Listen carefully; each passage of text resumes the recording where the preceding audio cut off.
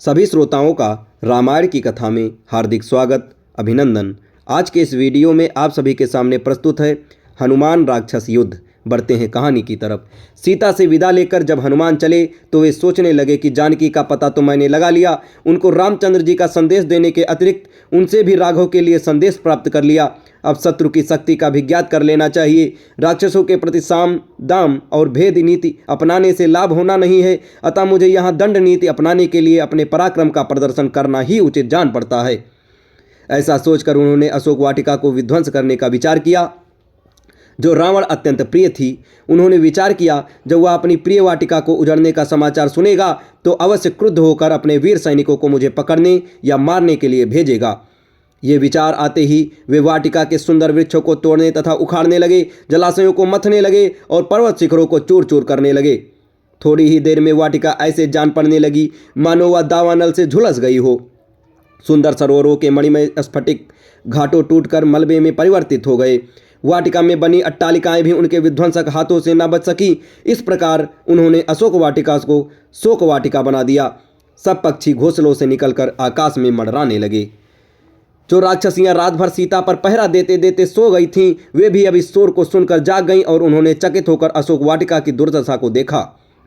वे दौड़ी हुई रावण के पास जाकर बोली, हे राजन, अशोक वाटिका में एक भयंकर वानर घुस आया है। उसने सब वृक्षों को तोड़कर तहस नहस कर दिया है। सरोवर के घाटों तथा अट्टालिकाओं को भी तोड़कर कूड़े का ढेर बना दिया है। जब हमने उसे भगाने का प्रयत्न किया तो वह हमारे ऊपर झपट पड़ा। बड़ी कठिनाई से हम प्राण बचाकर आपके पास तक पहुंच पाई हैं। उस दुष्ट वानर ने तो जानकी के साथ भी न जाने क्या वार्तालाप किया है। हमें उससे बहुत भय लगता है, कहीं वह सीता को भी जान से न मार डाले। ये समाचार सुनकर रावण प्रज्वलित चिता की भांति क्रोध से जल उठा। उसकी भ्रिकुटी धनुष की भांति तन गई। उसने तत्काल अपने अनुचरों को आज्ञा दी कि उस दुष्ट वानर को पकड़कर मेरे पास लाओ। रावण की आज्ञा मिलते ही 80,000 राक्षस नाना प्रकार के अस्त्र शस्त्र और लोहे की श्रृंखला लेकर उस उत्पाती वानर को पकड़ने के लिए चल पड़े।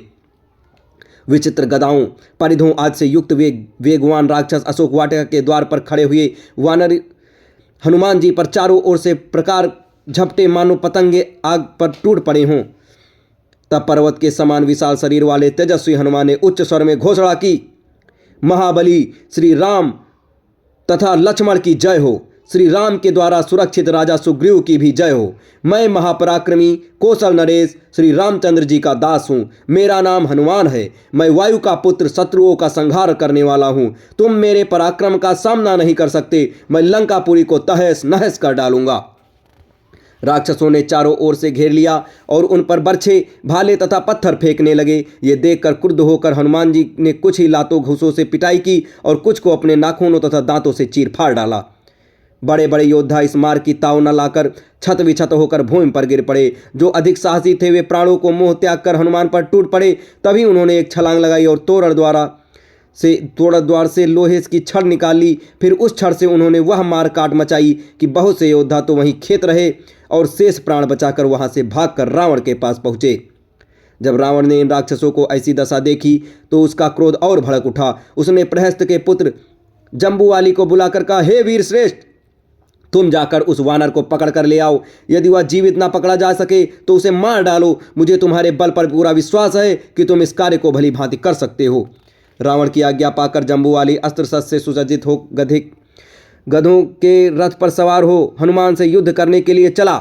जब उसने उन्हें तोरण द्वार पर बैठे देखा तो वह दूर से ही उन पर तीक्ष्ण बाण चलाने लगा। जब कुछ बाण पवन पुत्र के शरीर को छेदने लगे तो उन्होंने पास पड़ी एक पाषाण शिला को उखाड़कर जम्बूवाली की ओर निशाना साधकर फेंका। उस विशाल शिला को अपनी ओर आते देख उस वीर राक्षस ने फुर्ती से 10 बाण छोड़े उसको चूर चूर कर डाला।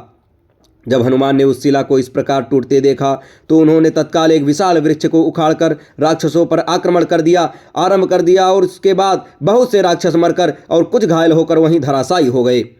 अपने सैनिकों को इस प्रकार मरते देख जम्बूवाली ने एक साथ 4 बाण छोड़े और उसका वृक्ष काट डाला और फिर कस बाण छोड़कर हनुमान को घायल कर दिया। जब हनुमान के शरीर से रक्त धारा प्रवाहित होने लगी तो उन्हें बहुत क्रोध आया और वे एक राक्षस से लोहे का मूसल छीनकर जम्बूवाली पर उससे धड़ाधड़ आक्रमण करने लगे, जिससे उसके घोड़े मर गए, रथ चकनाचूर हो गया और वह स्वयं श्री भी निष्प्राण होकर पृथ्वी पर जा पड़ा। अब इसके आगे की कथा आपको अगले वीडियो में बताई जाएगी। तब तक हमारे साथ बने रहें। धन्यवाद। जय श्री राम।